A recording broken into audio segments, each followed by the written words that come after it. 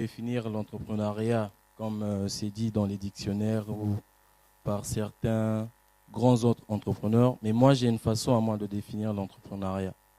Moi je définis l'entrepreneuriat comme une vie. J'ai écrit souvent l'entrepreneuriat n'est pas un mot mais plutôt une vie. Et c'est une vie qui s'adapte à un état. Chaque pays devrait avoir sa façon d'entreprendre. Chaque personne devrait avoir sa façon d'entreprendre. Chaque contrée devrait avoir sa façon d'entreprendre. Les occasions d'entreprendre ne sont pas mêmes aux États-Unis, ne sont pas mêmes en France, ne sont pas mêmes au Congo, ne sont pas mêmes en Chine. Celui qui entreprend aux États-Unis voit les possibilités des États-Unis.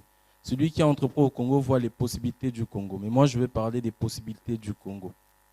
Parce que je suis congolais et j'entreprends ici au Congo. Je vais m'étaler sur 3 points différents. Le premier point serait le profit social. Quand je parle de profit social, excusez-moi, il n'y aura pas des écrits parce que j'ai pas. Le frère m'avait demandé d'envoyer mon document. Après, je ne savais pas que ça devait se passer comme ça. Donc, je n'ai pas prévu ça. Quand je parle de profit social, je fais allusion à la société que nous vivons et le secteur dans lequel nous devrons investir. Aujourd'hui, beaucoup de jeunes entrepreneurs ou des gens voulant s'engager dans l'entrepreneuriat, quand ils arrivent, on a tendance à leur demander d'aller monter des business plans, on a tendance de leur dire, bon écoutez, il faut aller voir tel financier, tu lui dis ton projet, il va le business plan, et par rapport à ça, il saura comment investir. Et moi, je pense que cette méthode, elle est bonne pour les Européens, pour les Américains. Mais la méthode qui est pour nous, c'est d'être proche avec la société. Parce que ici, si tu veux entreprendre, il faut d'abord aller comprendre le besoin de la société.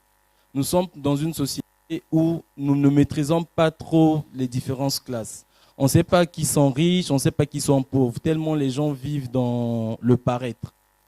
Le mieux pour toi, c'est d'entrer dans la société afin de comprendre dans quoi moi je peux investir. Prendre un exemple, on va se retrouver dans un quartier comme Nanga. On sait qu'à Nanga, il n'y a pas de boulangerie, il n'y a pas de pain. Et que les gens, pour avoir du pain, ils sont obligés d'aller vers Paka, vers Ngoyo pour trouver du pain. Toi, si tu veux entreprendre, viens entreprendre le pain.